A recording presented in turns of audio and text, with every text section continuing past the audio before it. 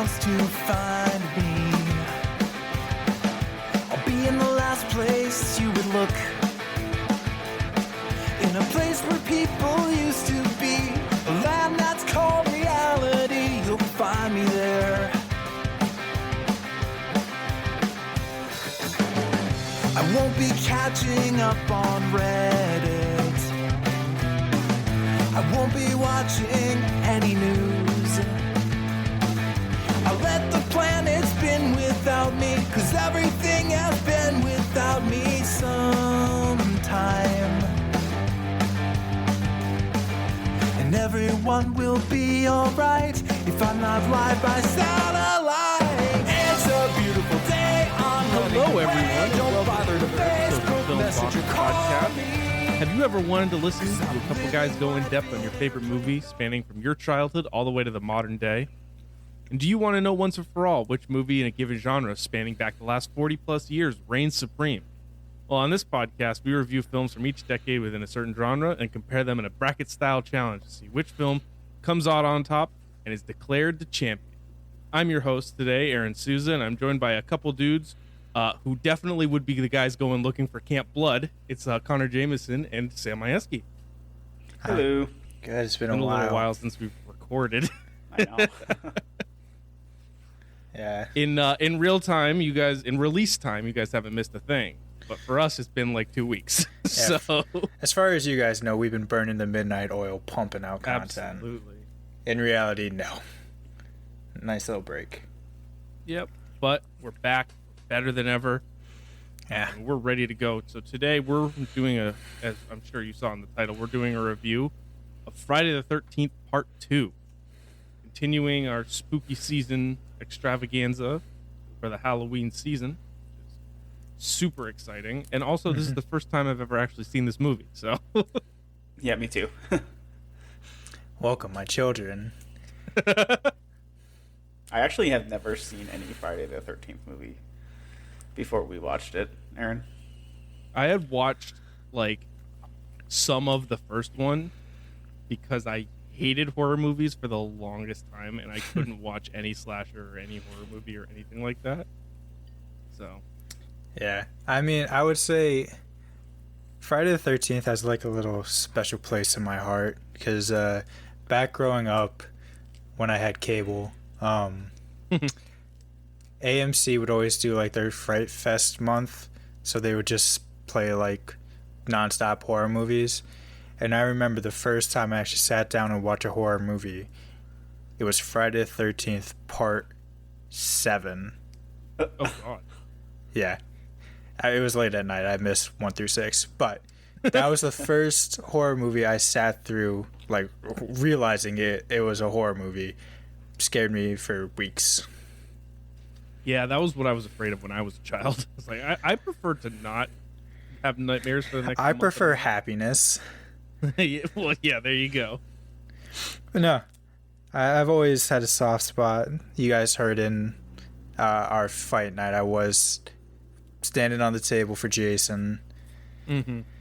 And sharks, apparently. And, hey man, Brucey. listen, if I could just raise a couple more dollars, could have saved all Yeah, the sharks. just one or two. You are almost there. Yeah, I was halfway to my goal. Well, but yeah. So before we get into a bit more about the movie, first I want to talk about one, what you guys have been watching lately, and two, we got to talk about what we're drinking tonight. For me, I'm drinking a nice whiskey sour with whiskey from Knob Creek, which was a housewarming gift from Mr. Connor. So thank you very much for that. Not pretty was great. It's the perks of working in the alcohol industry. Yes, sir. I got shit. Sam, what you drinking? Yeah, I am actually drinking. I was feeling a little bit lighter today. I'm actually drinking a gin and tonic with a little bit with a little bit of lime juice in it. Yeah, so Kinda You know- gin. New Amsterdam. Okay. I do like Tanqueray though the best, but you know. Well, that is what a gin and tonic is. Yes, gin. gin. I see. I love gin and tonic. So next time I see you, Sam, which will be the first time I've seen you, in a while, I will get you a good gin. There you go. I'll get you a good gin. Yeah, it was just, it was on the shelf. I'm like, all right, well. I love how you were so curious too. You're like, oh, what kind is it? And then you heard us say new Amsterdam. You're like, oh. Yeah. Nothing wrong with it, but like, I'm also drinking a gin and tonic. Oh, okay. With a splash of lemon. I thought you were gonna say a splash of tonic. No, it's actually I'm drinking gin. It's actually some lemonade, but I'm using Gin Lane. What's it? 1751. Great gin. Nice. Well, with that out of the way, let's talk about what we've been watching lately. Today was a good day as we're recording for horror movies. It was. So today, Werewolf by Night came out, which is like Marvel's pseudo TV special movie type thing. Weird. You gotta watch it to understand it. And also Hellraiser, the remake from Hulu. Mm-hmm. I watched both of them. Initial thoughts.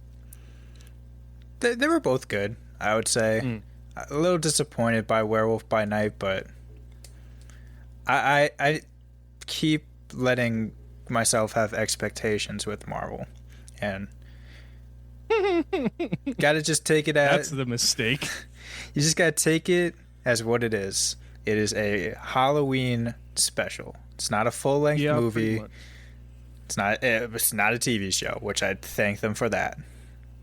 Oh my god, if they had just come out with another TV show, say, hey, more TV, yay. But then Hellraiser, I thought, good remake, needed to be hornier though. And I'm not saying that as like why weren't people having sex? But as someone who has seen the original, kind of a big point of it.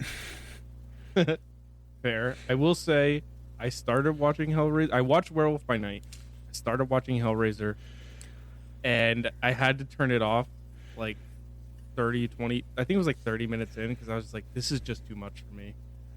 Like, it was, too much was just like not really the gore. It's hard to describe. It was like the feeling of it. It was just so like gritty, like, I don't know. It's hard to describe. I had the word for it earlier.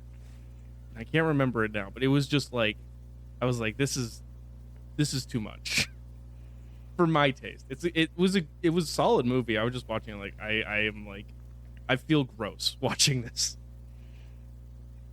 Huh, that's a good sign from a horror movie. Yeah, pretty much. Yeah. Sam, what have you been watching lately? Unlike both of you, I have not watched those because I've been at work all day. Well, so I will watch. I watched 30 this minutes weekend. of one of them. Yeah. Well, I'll probably watch this weekend. Watch both of them this weekend. But I have been watching the new Star Wars TV show Andor. Nice. I've been continuing She-Hulk, unfortunately. Nice. However, this past episode was actually not bad.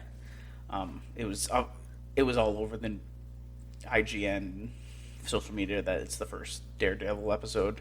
So Spoiler. that's not really a spoiler because they did Spoiler. They've been teasing They it didn't. since Good they God. decided they were going to make a She-Hulk show. Yeah. La la la la. And then I've also been watching the Lord of the Rings TV show. I have not seen Spoiler. today's episode yet.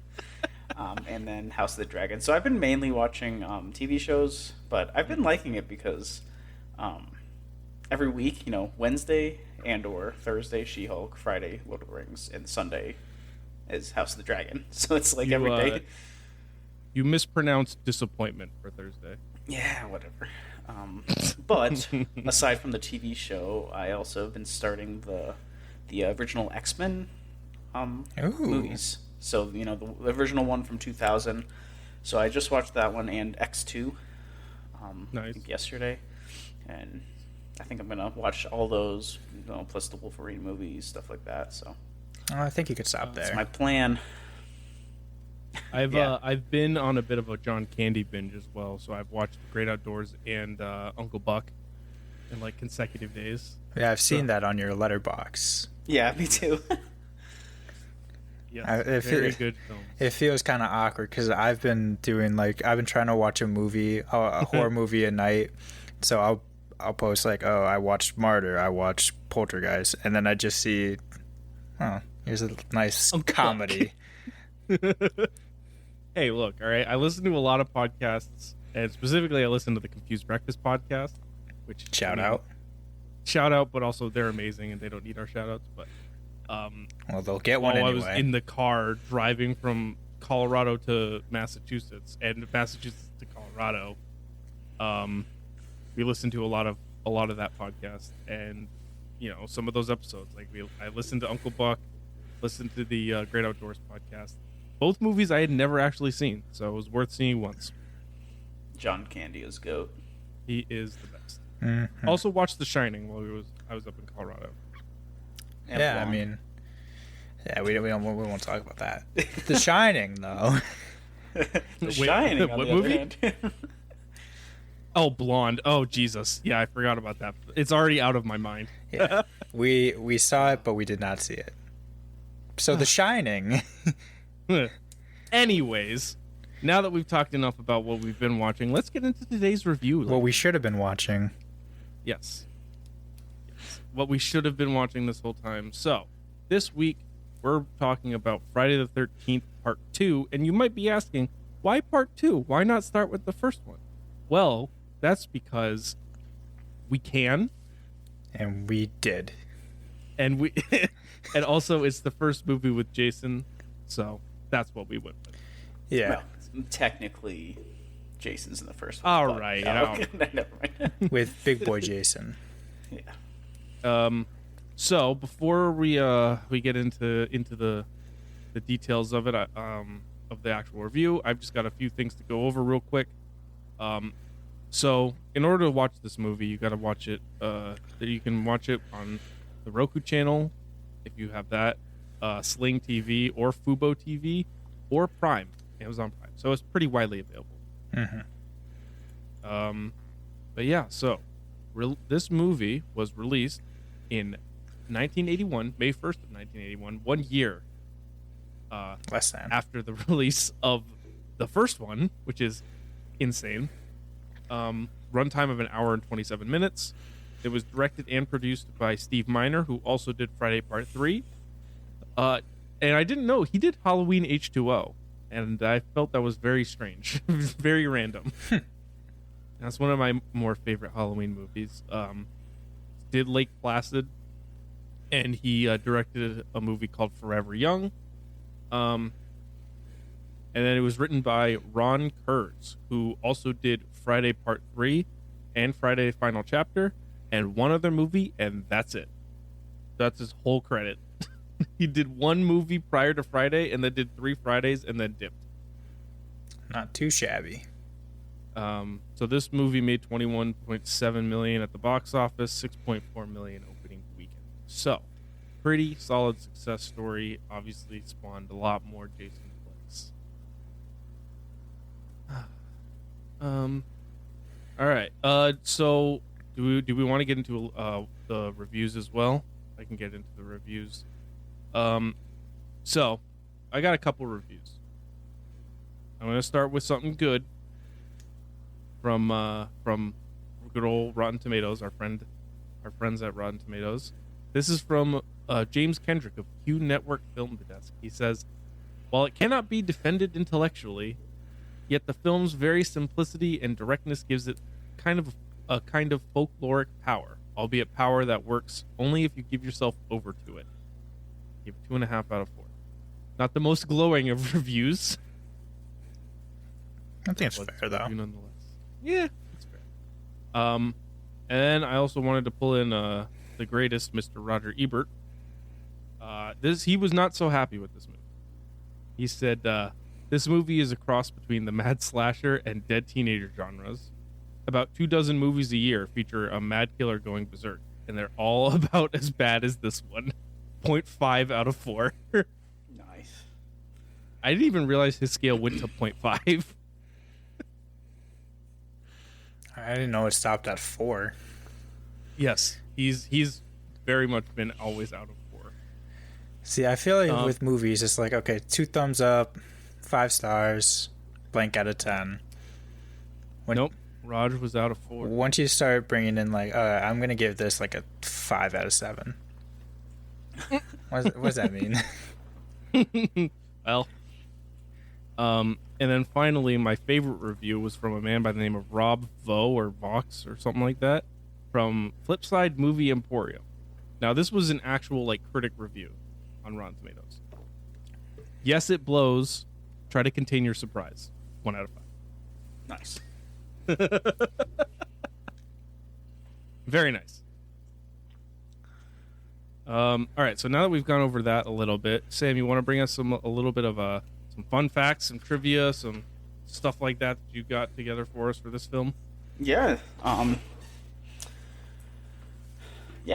So I have a few trivia, fun facts, points.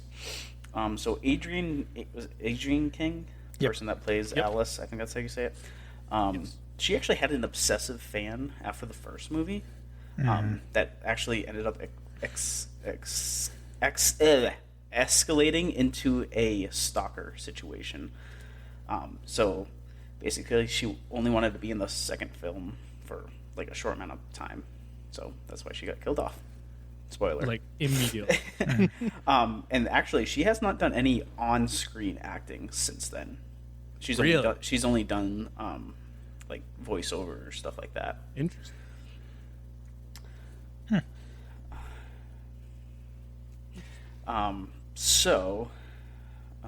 And then let's see.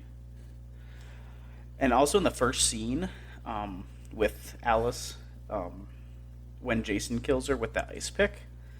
Yep. The first take, it actually didn't retract, so she actually got hurt by an actual ice pick. Well, not That's jeez. Like, I think there was one. An actual fake ice pick. Yes. I think there was like a quote is like, yeah, I had a hole in the temple, so the next take he just put it in the hole or something like that. Oh, Jesus Christ. Oh my God. There were a lot of injuries on this, and Low budget. Yeah. Even though, like, thanks to the first one, which had like a pretty big box office score, so this one did have like a bigger budget to work off. Still the 80s. I mean, this film's budget was only like $1 million. Compared to the first one, though? It was like, the first one was like... Shoestring. Had no budget. Yeah. But yeah, I think a couple other people got hurt with props that were not proppy. They didn't prop well enough. No, they weren't propped enough. Yeah. Any more fun facts for us? I got one more. So, the first scene when Jason is like stalking Alice and like walking, you know that the scene where he like walks across the street and stuff. Mm-hmm. Yep. That's actually the only time in the whole series that Jason is actually played by a female. Mm-hmm. Interesting. So, Progressive. Yeah. Yeah. Even in 1981, they were still breaking gender boundaries. And it was very Halloween-esque, that scene. From like, I think it was Halloween 2. It was cool. Yeah, I liked it. Even though Jason's supposed to be pretty dumb, how did he like track her down? Well, let's not ask the important questions. You're right. Brain It looked off. good on screen. All right, now before we get into going over this movie and breaking it down, let's watch the trailer. Yeah. Mm-hmm. Everyone watch the trailer. So I think we've got it all pulled up.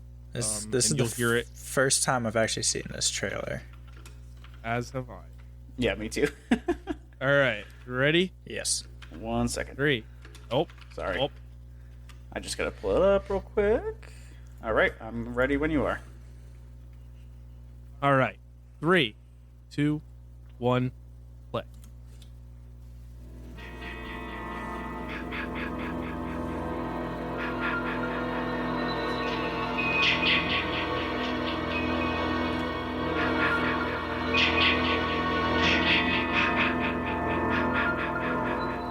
Hello?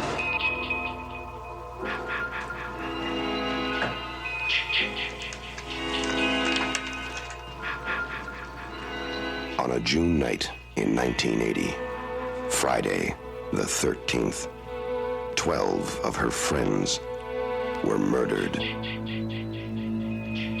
Why should Friday the 13th, 1981 be any different? Friday the 13th, Part 2. The body count continues. 14. All doomed. You're all doomed. 15.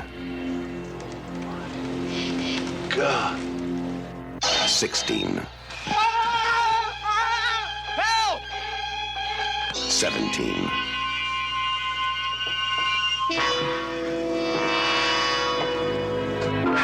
18.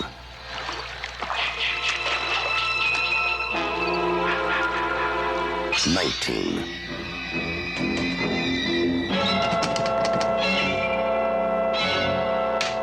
20. 21. 22. 23. Sandra? Jeff? The day you count on for terror is not over. Friday the 13th, Part 2.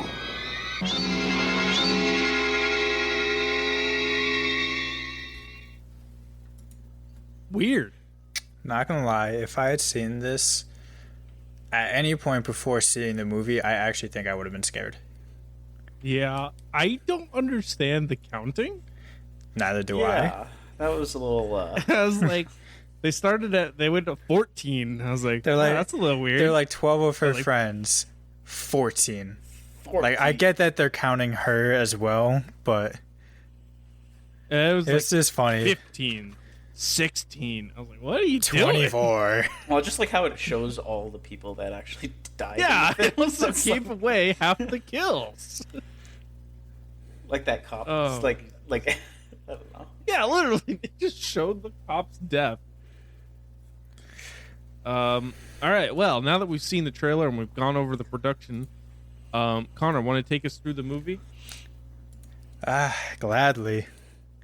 All right. All right, so we start like a little kid in the rain singing, was it Rain, Rain, Go Away? Yep. And Yep. then kid gets called inside, and that's where we see Jason, her legs, start walking towards Alice, who is in her house. And it leads to an extended, essentially just copy paste of the ending from Friday Part 1 to now. So in case you hadn't seen Friday Part 1, Jason From the previous year. from the previous year, from like 6 months ago, Jason's mom, her son died, obviously. Didn't die, actually, famously. Famously isn't dead. Murdered a bunch of camp counselors because she blamed them for Jason's death, except Alice. Alice fought back, knocked her block off. So she's like having PTSD from that. And I actually saw like they didn't really give her a script for this intro part. They're just like, just walk around, just do stuff. Yeah. Even the phone call, I think, was improvised. Yeah, I literally think they just told her like, just walk around and we'll make stuff happen. So yeah. What were you gonna say? So it's just pretty wild. Yeah. Yeah, so she's kind of just going around her house, doing stuff. And then she opens her fridge and sees who else? Pamela Voorhees' decapitated head. Screams, boom, ice pick to the head. From Jason. So, I just want to point out, like, the continuation of, like, the shots of the feet, like, unknown identity of the killer stuff. I love that. Mm-hmm. I don't know why. It just works so well, and it gets me very uneasy. Yeah, especially because if you take it back to the mindset of, like, you're back in 1981, you just saw Friday the 13th, you saw the killer get her head cut off, and now there's a sequel, and you're like, okay, now who the fuck could this be? Yeah, right. Because you don't know that it's Jason. Yeah, that's true. Yeah, we have the benefit of hindsight for this one. Yeah. Also, that recap was fucking 7 minutes long. Yeah, it takes forever. Yeah, it was. It was so long. It feels like they had to pad the runtime. I mean, it was an hour and 20-minute movie. You could have, if you eliminated that, you're down to an hour and 20 minutes, like a 90-minute film. If you eliminate that, Yeah. It was kind of funny too when she was just like tossing and turning when she was like sleeping with the light on. By the way, too. With a light on, in a sweater, and no blankets. listen, like I'm big nap guy. I'll take a nap in whatever I'm wearing. I am also notorious for overheating when I sleep. I don't think I could ever lay down in a sweater and not be just sweating super uncomfortable. Let alone having like nightmares of, chopping a lady's head off. Yeah. All right. Oh boy. Also, was this the first? I don't know if you guys know. Was this like the first major instance of like a final girl or potential final girl just getting murked right at the beginning of a film? I think so, because Halloween was the first major like slasher with a final girl. So, and this came out like the next year, or Friday It was Part like 1. 2 years later. Yeah. It So reminded me a lot of how they did Scream, which we'll talk about in a later episode. yeah, with the whole Drew Barrymore. Yeah. Yeah. All right. So now that Alice is dead, we can move on with the story. We meet the first. Oh, before Okay. we do that, this movie franchise has the worst title sequence I have ever seen. Oh yes. Hey man, they spiced it up. It explodes. Yeah, well, oh boy. But then like for So like out a of minute place. and a half afterwards, it's just dunk, dunk, just blocks of text on the screen to Harry Manfredini. You That's it. tell me you don't like white text on a black background? It's literally like, oh shit, we forgot our credits. This movie releases tomorrow. All right, just put them in. Put them in there. Get them in. Yeah, most movies still have like establishing shots to show like, okay, here's where we're going to be taking place. No, you can't afford that. Yep. We good? Can I move on? Yes, you can move on now. I had to get that system. God. All right.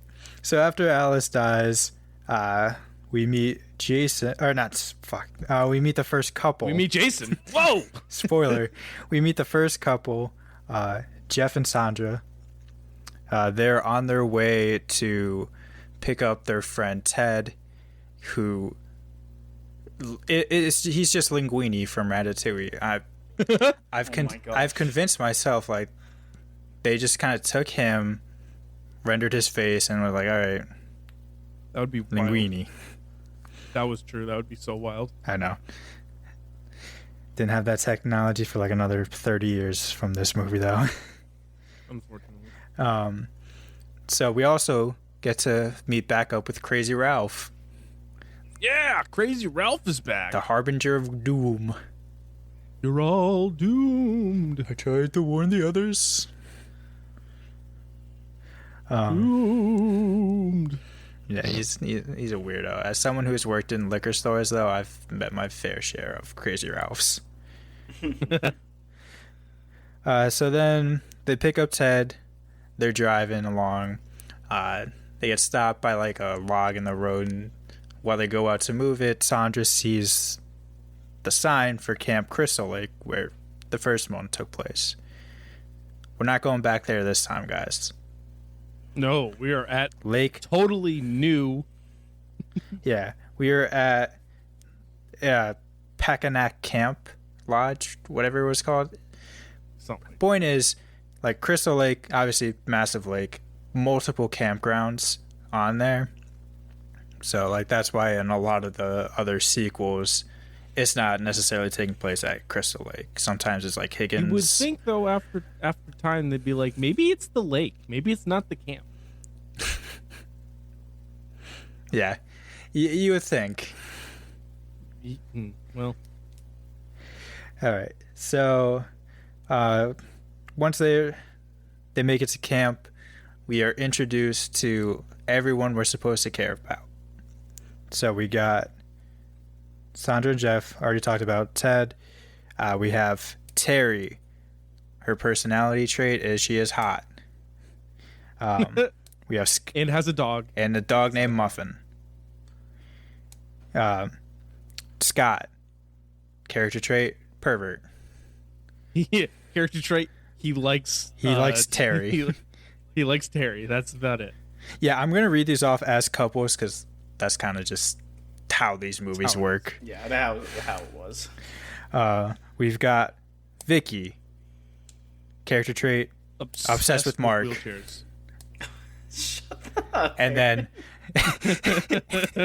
and then we have Mark. Character trait, unfortunately, in a wheelchair. It doesn't define him, but for this movie, they made it. And finally, we have Paul Holt, camp counselor. Paul Holt. And that was his character trait, just Paul Holt. And then we have Ginny, character trait, smart child psychology major. Remember dopest that. Character. Sorry, you mispronounced dopest character in this film. Baddest bitch here. Yeah, don't forget, child psychology major. Put that in your back pocket. Yep. I actually have a note about some of this stuff. So after they're all introduced, cut to a campfire where they tell Paul is telling the legend of Jason Voorhees. Mm-hmm. If you're unfamiliar, Jason drowned because camp counselors were too busy shagging and doing everything they weren't supposed to be doing. If you didn't watch the intro to this film. Yeah, if you just kind of skip past everything to this point. Yeah, camp counselors, they were too busy fucking each other to save Jason, who's getting like bullied. Mom comes in, kills all the counselors. Then Mom gets decapitated. But here's where they're like, oh, maybe Jason didn't die. Remember that. Yeah, remember that, because that's what this movie is. Yeah, so I guess this was the first time people were back at the camp since that, which I also forgot to mention. I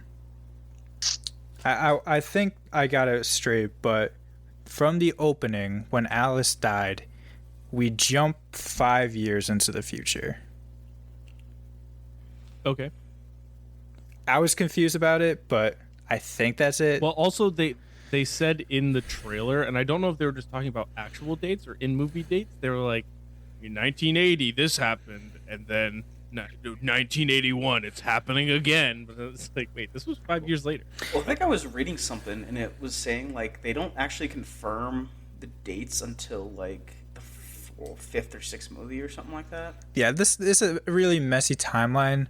I just remember there is a time jump somewhere. I just didn't remember if it was from when Alice like ended the first one, started the second one, or if it was once Alice dies, then we jump 5 years.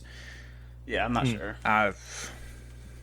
Whoops. Can we just talk about real quick?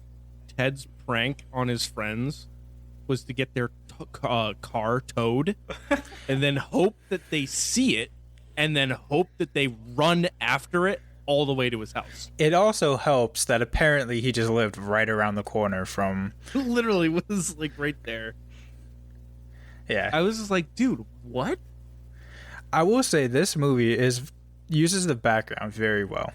You know, that with the car being towed, some later scenes. Yep. Good stuff.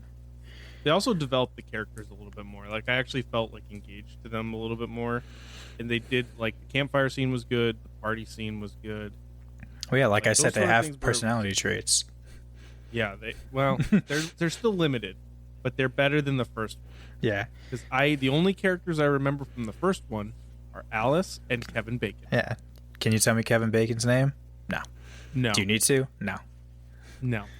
All that matters is we saw Kevin Bacon's ass. Yeah. Yes, we did. And then that was a glorious day. And then he died. Also, Ginny's a much cooler final girl and one of my favorites. So, boom. Yeah, because she gets introduced as like having some depth to her. Yeah. Child psychology major. Yeah. You want to use your I child actually wrote psychology? down a few in these scenes. Like, there's a few instances of like things that are established in these early scenes that pay off later. Including, and I don't know if we want to go through it right now, but I mean, I counted 4 at least just in like this one section of the beginning of the film. Yeah, I mean, you just cut me off whenever it comes to fruition. All right. I also wanted to point out, because after that, they kind of go inside. They're all kind of hanging out with each other. Ginny whoops Paul's ass in chess, and I couldn't stop laughing because she, like, checkmates him, and his face, he's just like, wait. What the fuck just happened? He was just like, he was so dumbfounded, literally for like 3 minutes while she was talking. She's like, all right, I'm leaving. So she leaves. And he's like, see you later. Yeah, she leaves, goes back to her cabin. Paul goes back there because they're a couple. I also made a note. There's so much open mouth kissing in this. Oh my god. Like, these people are tonsils deep in each other's mouths. Yeah, it's I'm not the only one who knows, though, because Crazy Ralph was standing by a tree. He was a little peeping Tom. yeah. Well, I mean, you know what they say about peeping toms. You get choked by a razor wire. Yeah, pretty much. Yeah. So Crazy Ralph is dead. he gets garroted against a tree. I also want to point out that they were just making out in front of an open door. At no point did they just like, hey, let's go somewhere a little private. There might be people watching. Who knows? Yeah, that happens a lot. People just do stuff right in front of the screen door, very transparent. I get it's for the movie, but logically, I wouldn't do that. So yeah, Ralph dies. Think we have the beach scene next. Yep. Where they're walking through the woods and then they go to Yeah. the beach. And then the dog like goes and sniffs Jason. yeah. So Jeff Yeah. So Jeff and Sandra, while everyone else is at the beach, Sandra's like obsessed with Camp Crystal Lake. Mm-hmm. Ever since she sees this, Which they call Camp Blood in this. yeah, Camp Blood, but it's Camp Crystal Lake. She's obsessed, so they try to dip to find it. We did see a dog, I believe it was before, it sniffed Jason's leg, and it is a funny cut to hot dog. Oh my gosh, I was dogs. just about to say that. The instant cut to hot dogs. They also did that a lot. Like, they'll cut away from something to something funny. Similar. Like someone screams later on, and it's just cut to a guitar playing. Yep. So yeah, they go to find that, and they get stopped by a cop he just gets flamed by Paul Holt when he's like, "Oh, aren't you gonna reprimand them?" And he's like, "Take away their double dessert." No seconds. No seconds on dessert. So then the cop leaves, and he sees Jason running across the street. In the most obvious shot. Oh my gosh, that was. It was. I'm like, they literally showed him running across the street, like right in front of the car, and then they cut to him in the car, and he's just driving along. He's like, I'll just stop here, and then he gets out of the car. He's like, hey, like, dude. This is unrelated to the movie, but I hate the trope in movie. It's not even that I hate it. It's just the trope where like someone steps into the road and they'll deliver like a monologue, and then a car just comes and hit them. Like what was the driver of that car doing? Where they're just like, oh, I'm like Mean Girl. It was like Mean Girls. Mean Girls, Final Destination. It's like it happened on Spectacular Now too. She got hit by a car. Yeah. Halloween 2018. Bride of Chucky. This happens a lot. And it's just like, what is the driver doing? Like, do they see them? Are they distracted driving? Is this actually a PSA? But back to the movie. Cop gets out to chase Jason in a very long scene of him just running in the woods. My favorite scene in the whole film. This is my favorite. This man's running through the woods. Just frolicking. Running. Stops. Fixes his hair. Deep breath. Like a beat. And then just starts running. Yep, that was my favorite part too. And then like immediately after runs right into a tree. Yeah. And he just like stops, takes a deep breath, and then continues running. It's like, dude, they did not pay that guy enough to do what he did. No, I would have been like, hey man, it's not that serious. You just ran half a mile. It's fine. The fact that he stopped, it was such like it wasn't even like a quick stop. Like he stopped, beat, fix hair, beat, breath, run. Yeah, no, he milked his breather. Oh, it was so funny. He finds Jason's cabin in the middle of the woods, really just run down. And as he opens the door to a room we'll see later, Jason sneaks up behind him and hits him with a hammer. Gets it stuck in his head. Whack! Whacks him. Whack. Go ahead. While I'm on this topic, I did notice. So the MPA, which is like known for like making sure movies are okay to be seen, they fucking hate this franchise and 100%. Pretty much all horror movies, but you really see it here where Jason will kill someone like this cop. Immediately cuts. No, there's no time to even like digest what just happened. It's on to the next. Yeah. Because they would not allow anything.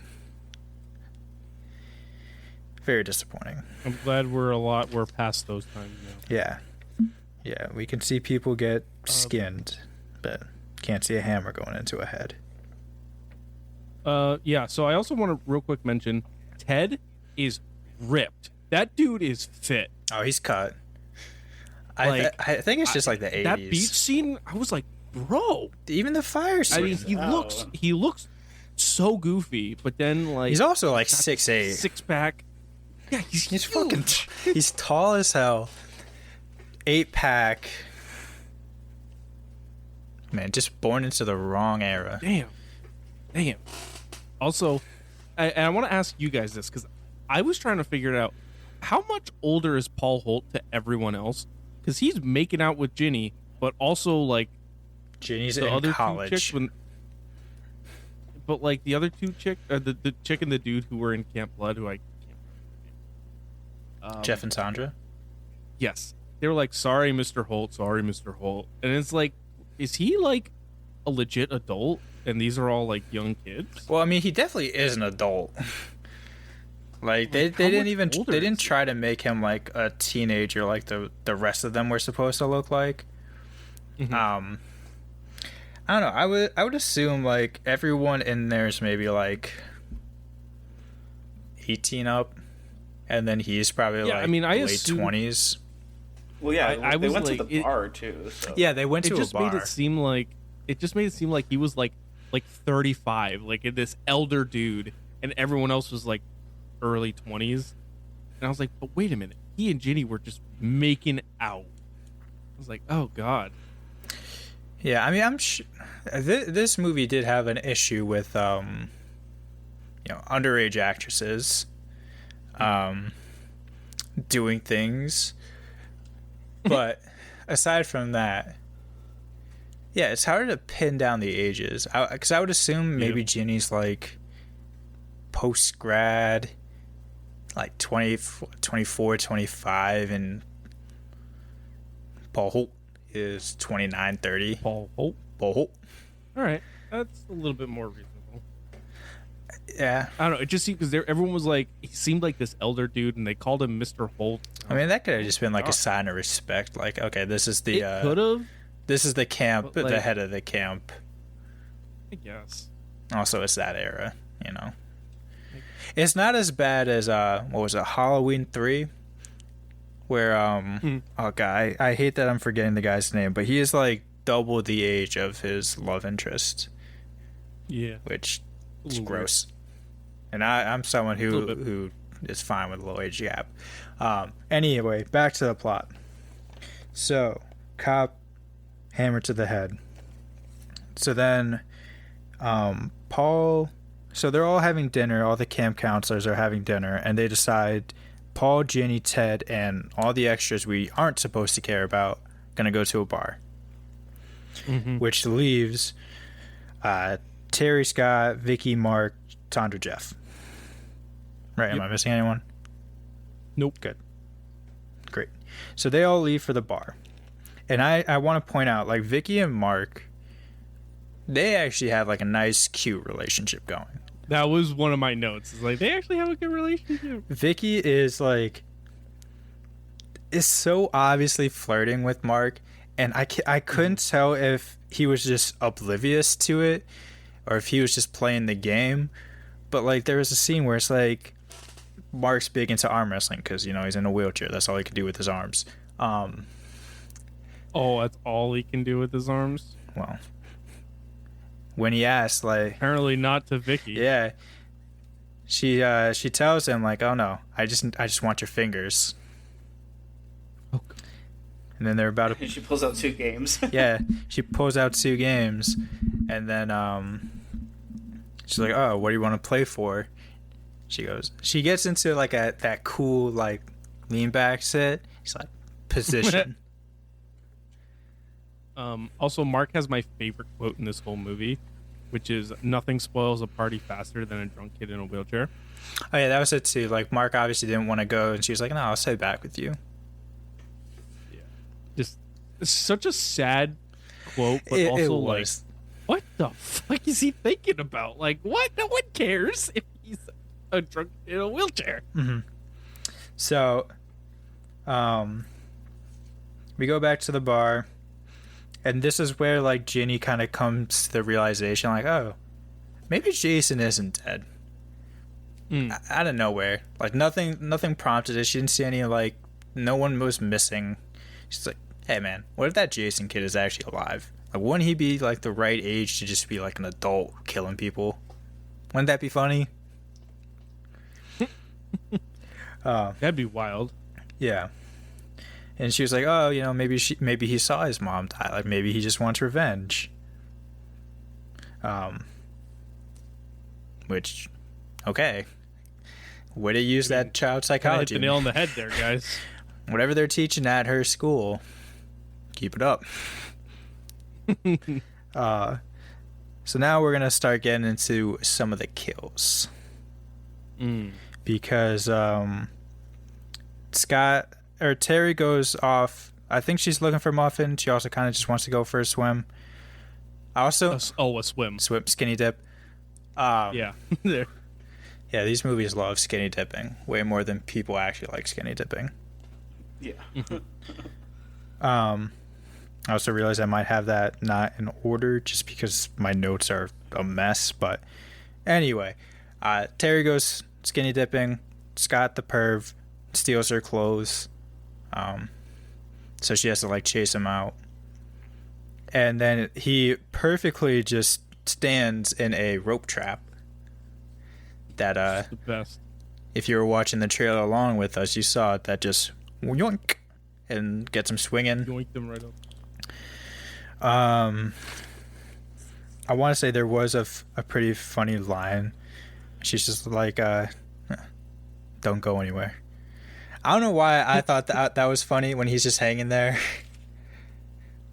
It's pretty good. Not gonna lie, it's pretty It good. was like, I know you're going to say that, but that's something I would say. like the stereotypical like dad joke. Like you're at the dinner table and you've all cleared off your food and the waitress, oh, how was it? Oh, he hated it. Like this is that level of joke. Yeah. Aaron, you love your dad jokes. Oh, of course. Yeah. So Terry goes find a knife to cut him down. Jason comes, slits his throat. He dead. Wrong with the wrong side of the machete. Yeah, I mean, what, you want him to actually like cut his throat? No. Well, I mean, Listen, it we were was very before clearly the wrong side of the we machete. were before the time of visual effects. It was either you cut the throat or you don't. And we choose to not do that on camera. So then Terry comes back, finds his body, screams into the camera. I guess gets killed there. Yeah, it seems like an off-camera kill. Yeah. Does she ever get like seen again? I think her body is in the shrine. That room. Yes, Oh, yes, I think it her is. body is Yep. in the shrine. Yep. Yeah. Yeah, you're right. We'll get there. I'll speed along. Because then, so Vicky beats Mark in that whatever game they're playing. They kiss, and she wants to go off, freshen herself up because he is like, oh, the legs don't work, but everything else does. Wink, wink. Wink, wink. Wink. Wink. So she goes off, freshen herself up, and Mark thinks he hears something outside. So he wheels himself out there, and just one of the most iconic kills in the franchise, I would say. Oh my god, it's my favorite. Camera's slowly creeping up on like Mark's backside because he's just it's fine looking that one direction, and all of a sudden, boom, machete to the face. And Awesome. when I first saw this, it got me because normally you don't see it from like that angle. Like from you would think that you would like cut to the front of Mark and then see it go down, scream, whatever. No. You get it from the backside, you see like the impact, which also helps that they could probably just use like a fake head. And then very funny, he rolls backwards down multiple flights of stairs. So many stairs. So many flights of And then stairs. right into a Freeze frame, flash. Ugh. So funny. So, a couple notes in this section real quick that I had. How in God's green earth does Ted drink all those beers? I had that as my note too. I think I counted. I paused it and I counted, and by I think there was a second bar scene. I counted like 10 to 11 beers. So Just in front of him. Yeah, just in front of him. what I think too is I might have mistaken this scene, but like as Paul is leaving, he's like finishing his beer. I think he hands it to him, so it might have been all of their beers for the night. I don't know though. Like, because Paul had his own little he had two in front of him, That's a good point. and then Ted had a bunch in front of him, and Ginny had like one in front of her. And maybe Ted could put him down. He really was just born in the wrong era. Like if he was, Dude, and then the bartender, like, have it your way, honey. I just don't want the bar to fall down on you. I laughed my ass off. it was funny. There's another trivia thing that I saw that actually the actor for Ted actually had an actual crush on the bartender. No, I think Ted, that's you what. dog. I think that's what it was. Ted, you dog. I'm pretty sure. What's her face?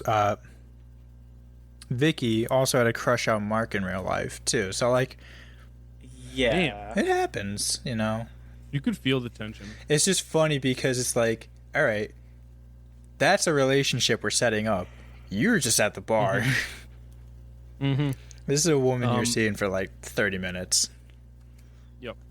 Also, to your point of the Mark kill being unexpected, I wrote down here that there were enough Jason subversions to make the kills feel unexpected. Yeah, they Like, because they would do like multiple setups. Like, oh, is this gonna be? No, it's not. Is this gonna Yeah, be they it? would keep And then switching all of a sudden angles. It's like, oh, this is it. And then boom. Yeah. It just throughout the whole movie it was like, it'd be like, oh, the music's ramping up a little bit. Oh, nothing. And then it would happen, and you'd be like, okay, well, this has got to be the kill. And then it wasn't. I was like, oh shit. Well, then it was just totally like it made the kills feel that much more unexpected. Yeah. So after Mark, we get Sandra and Jeff, and I brought it up earlier.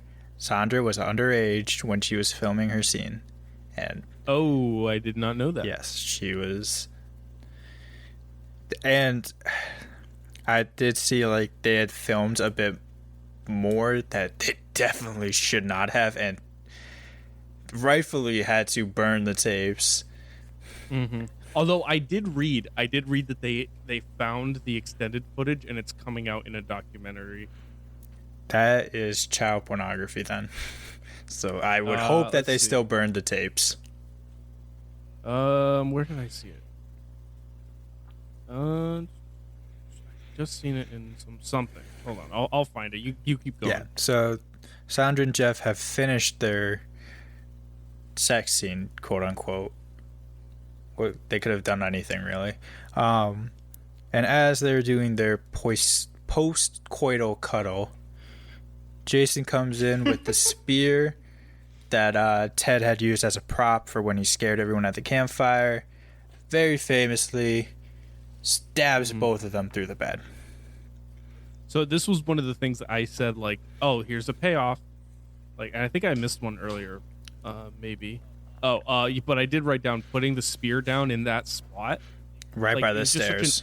It was just such an offhand thing that like you wouldn't even pay attention to, but they actually used it and it came back and was like, oh, well, there's the spear. Mm-hmm.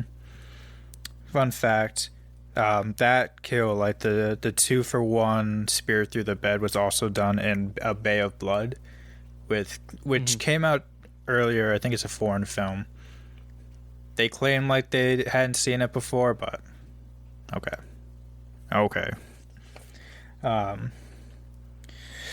Let's see. So then around this point, Vicky has come back from freshening up, and she can't find Mark. She can't find anyone. She walks up the stairs, which I also found kind of funny, and I also don't know if I misheard or misinterpreted it, but she's calling out like, Mark, where are you? As she's walking up the stairs. Oh. You see the problem there? Yeah, I see the problem there. I didn't even realize. I didn't realize that one either. That's funny Oh my though. god! Just look on the bottom floor, you idiot. But He couldn't have gone far. don't be rude. But then when she gets to the top, she's like, yo, Jeff, Sandra, you guys see her? And she opens the door, and this is the first time we get to see Baghead Jason in all of his glory. This was an hour and 5 minutes into an hour and 27-minute long film. It's the first time that we saw it. Yeah. I actually didn't mind it because it was setting up and like It was doing building that tension. Yeah, it was doing the same thing the Because first it was one first did. person. It was like first person, like the entire film, like you're Jason kind of thing, which I think I liked. Yeah. So, yeah. Oh, also, I want to point out, I found the thing that I was talking about.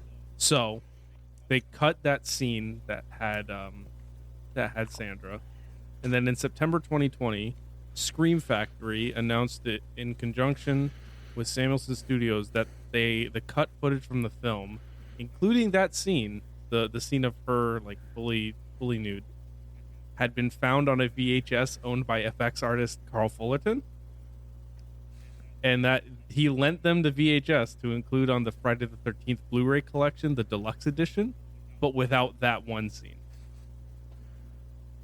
So they didn't include the bad stuff, but they also had all of the other uncut footage.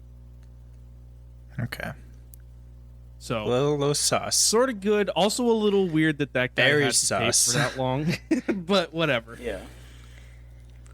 So yeah, Vicky finds Jason, who's like hiding in the bed under the sheets, and then we get a nice little first-person tracking shot of him holding the knife as she sees Jeff like hanging against the wall.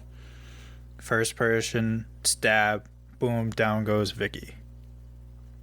And at this time, Paul and Ginny have left the bar on their way back, because there is like that. I thought it was a good sense of like how the timing is going, because a lot of times in movies, like, things could be happening at the same time or things could be happening like sequentially. So I thought it was cool that as they're getting back, we see Jason dragging Vicky's body away. With surprisingly zero blood on the stairs. No blood on the stairs. A lot of blood on Vicky, as it should be. What do I want to point out is that the lightning they did at this movie was much better than the last one. Oh my god, the first movie's lightning was so bad. It was literally like a floodlight that they just shut. They just flashed it. Yeah. It was the equivalent of some dude going, lightning, Crack, boom. It's like the old timey Batman movies where it'd be like punch, whip, whack, pow, kaplam. So Paul and Ginny come back. They're like, "Oh, where is everyone?" Go upstairs. They see the bloody bed, and as they're trying to figure like what the fuck is happening, I did write down this line. So they're trying to like turn the lights back on, and Paul's like has his back turned to the room. Ginny's just like looking around. She's like, "Paul, there's someone in here." And then you see Jason like stand up and like materialize, and then she's like, "Paul, there's someone in this fucking room." Which at that point I would have just said, "Paul, turn around a little quicker." Yeah, because Jason. Yeah, I mean Jason, he biffs it like he has. Yeah. He has a spear. One of my notes here is that Jason actually sucks in this. Literally the next note I had down is Jason's pretty dumb here. He's so bad. He only got kills on people that literally were not expecting it or stood there. Yeah, and let him do it. Yeah, because that was Paul has his back turned. Jason has a spear still, and he goes to ram him and just misses by like a foot. It's so bad. So then, Paul and Jason start fighting. Ginny's just standing there. And then Jason starts chasing her. And I thought there were some pretty good scares in this sequence, like the final girl circuit as she's like running around, where like she's like hiding in the bathroom and like she's like holding the door shut and she's like reaching with her other arm to get the bathroom window open. But boom, there's Jason at the window. He left the building, went around. Yeah. I did write down that the Ginny chase or the final girl circlet is actually terrifying. Oh, yeah. And I wanted to point out that before that happened, when Paul and Jason were fighting, I think they wanted us to seem like Paul actually like died. Yeah. Well, we actually didn't see it, so. Yeah. What was it? Friday the 13th Part 4. It's kind of a similar thing where the love interest goes down to the basement to turn the lights back on, and Jason attacks him, and he very weirdly just starts screaming, "He's killing me, he's killing me. Oh, he's killing me." Oh my gosh. Because I think they were like, okay, we can't do the same thing with Paul, but how can we make sure people know like he is actually dead this time? I know. Let's just say, oh, he's killing me. He's killing me. He's killing me. So then like she finds Ralph's body. I'm sure she finds a couple others, and she gets outside. First, she tries to get into her car, which has already been established as being pretty bad. There's another payoff. Yeah.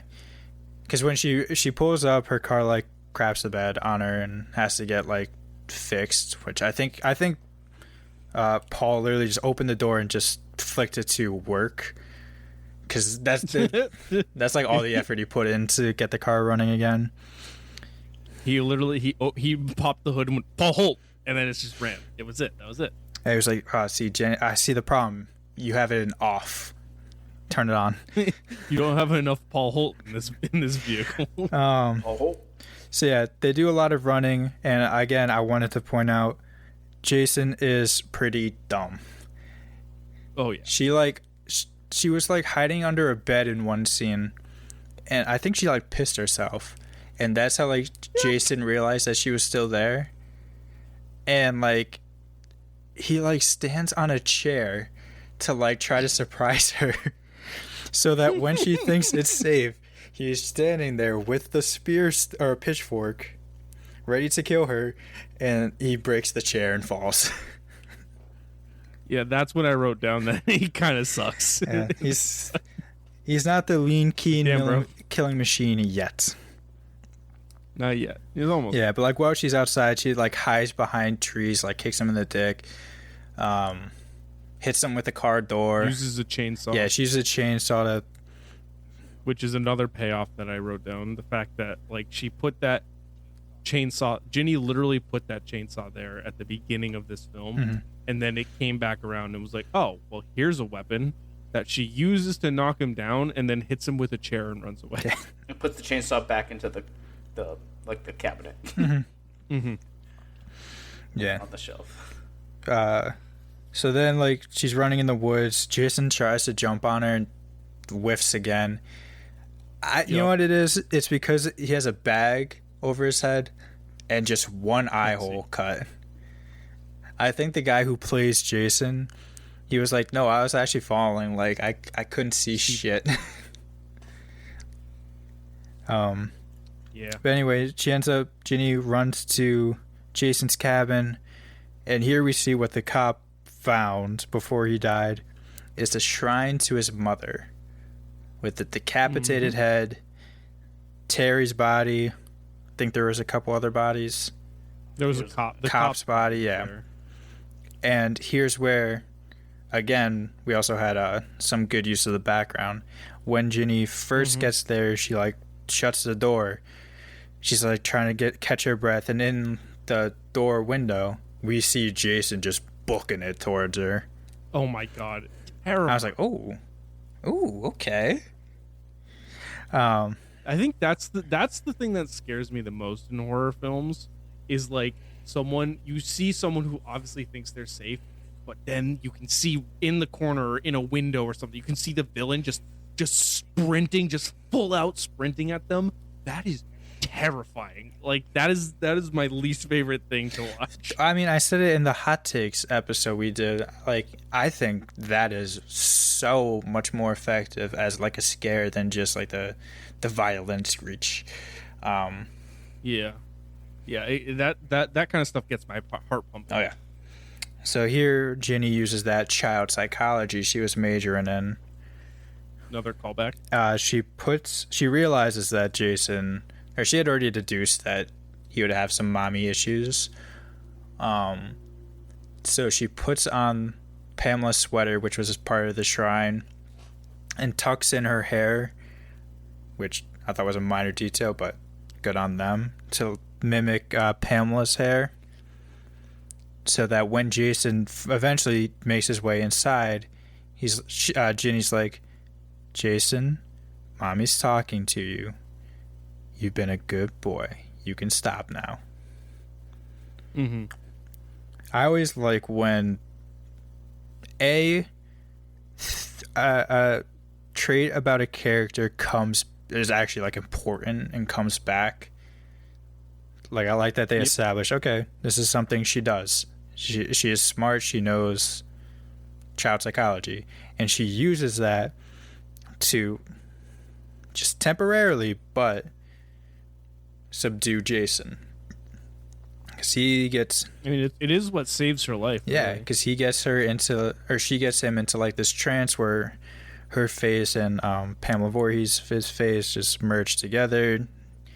And everything she's saying, they're both saying. And while she's doing this, she's got, like, the machete behind her back. She's ready to, kill him. She makes the mistake of twisting a bit too much on the wind-up, and then Jason sees the decapitated head still, snaps him out of it, deflects the machete blow, and then Paul Holt is shown to still be alive, tackles Jason again, and they start fighting again. Once again, gets his ass whooped. And as I like this shot, as Jason is bringing up the pitchfork to kill Paul, Ginny is bringing up the machete to stop him. She beats him to it, gets him deep down the shoulder into the chest area, which is enough to stop him for the main part of this movie. Yep. Famously not dead, though. Famously not. Famously had about 7,000 sequels. Yes. But for the story purposes, he's done with. They go back to the cabin to kind of like process everything that just happened, and they hear like someone at the door, and they're like, "Oh fuck, what's happening?" So they each get their weapons, Paul and Ginny, and it's Muffin. Little Muffin made it. Little Muffin. Yeah. I also did like that as like Paul is like bringing Muffin into the room, he kind of just like tosses her. Yeah. He's just like, go to Ginny. And then we get this movie's version of the kid Jason popping out of the lake with grown Jason jumping through a window. Jason jump scare, The Return. Jason jumping through the window to grab Ginny, which I thought was also effective. Yeah. Even though, like, like that's like this movie's like that's their go-to pitch. Still works sometimes. Another trivia point I have here is that the actor, I forget what the actor's name for Jason was, but the first take, he actually hit his head on the window. It didn't go through the window. Nice. Yeah. I remember seeing that because I don't remember his name, but there were two actors for Jason. Steve Dash. Oh, yeah, no, the guy who played, like, not Matt's Jason was someone else. Yeah. He was originally there, and he was supposed to be, like, good with stunts, and the first stunt he did was jumping through the window, which they did not get right. He just bounced off of it. Warrington Gillette. Yeah, it was Warrington Yeah. Gillette. And he was like, you know what? Fuck it. I'm out. I quit. Yeah. But good, effective jump scare, for me at least, in my old heart. I was kind of expecting that, just because I've seen I saw the first one before this. I'm like, this has got to be like a Friday thing. Mm-hmm. A jump scare at the end, so like I'm gonna be expecting it every movie, every one I see since now. So Yep. Mm-hmm. So then Ginny wakes up. Could have been a dream, but she like calls out for Paul, but he's not there. So I did read, because I was trying to figure out the timeline, so I did read a timeline. Apparently he gets killed there. What? Yeah. Apparently. Wild. They never showed it, so technically he's not dead. If they want to bring him back, Paul.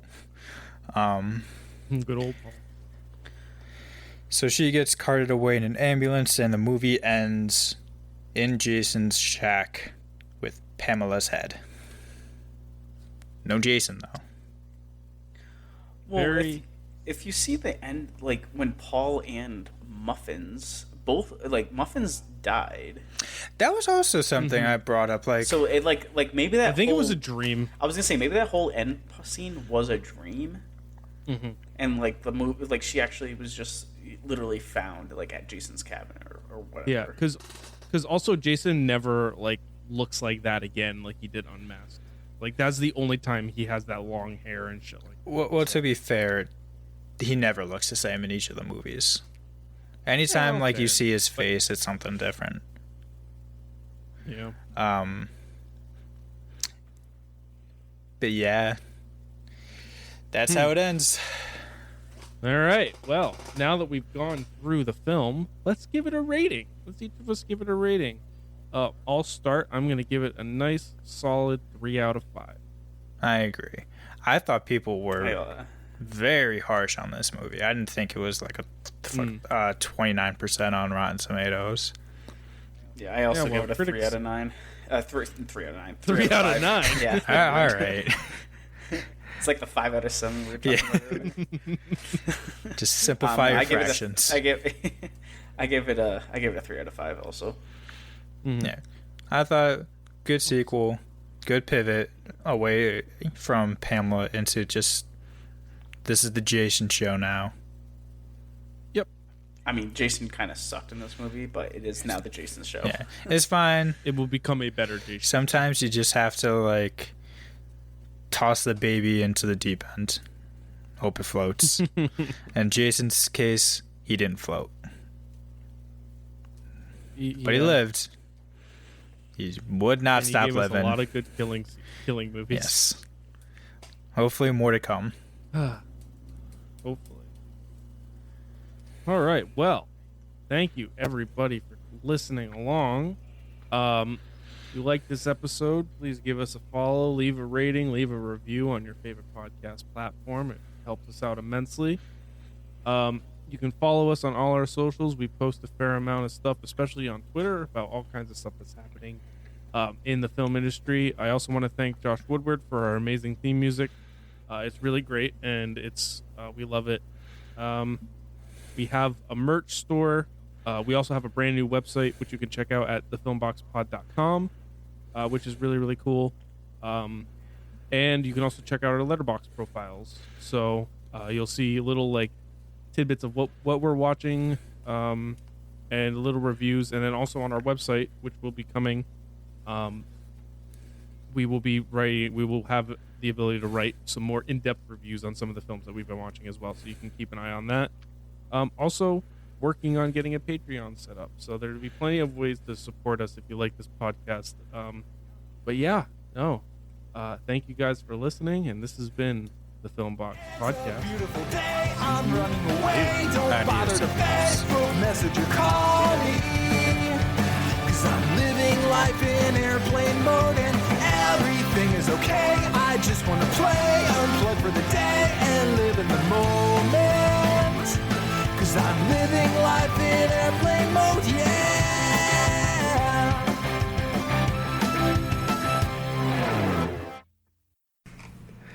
Today's a great day to start your own podcast. Whether you're looking for a new marketing channel, have a message you want to share with the world, or just think it'd be fun to have your own talk show, podcasting is an easy, inexpensive, and fun way to expand your reach online. Buzzsprout is hands down the easiest way and the best way to launch, promote, and track your podcast. Your shows can be online and listed in all the major podcast directories like Apple Podcasts, Spotify, Google Podcasts, and even more within minutes of finishing your recording. Podcasting isn't hard when you have the right partners, and the team at Buzzsprout is passionate about helping you succeed. Join over 100,000 podcasters already using Buzzsprout to get their message out to the world. Let's create something great together. Following the link in the show notes lets Buzzsprout know we sent you, as well as getting you a $20 Amazon gift card if you sign up for a paid plan, and it helps support our show. We use Buzzsprout, and honestly, it's really great.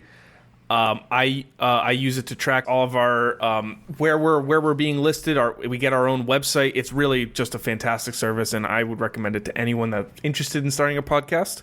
Buzzsprout helps you get your show listed on every major podcast platform. That takes one of the hardest steps in creating a podcast out of the equation for you, thanks to Buzzsprout's help. And if you want to upgrade, Buzzsprout has tons of guides to help you find the right equipment at the right price. Plus, it helps you navigate how to do things, how to market your show, how to make money off your show, how to do all sorts of stuff. It's all right there for you to use. Honestly, it's not hard when you have the right partners, and Buzzsprout is absolutely one of the best partners you can have out there. They care about you. They're passionate about helping you succeed with your show.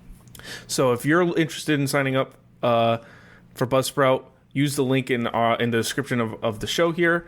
Like we said, it'll get you $20 Amazon gift card. And it supports us, and we appreciate it greatly. And now, back to the show. Ooh.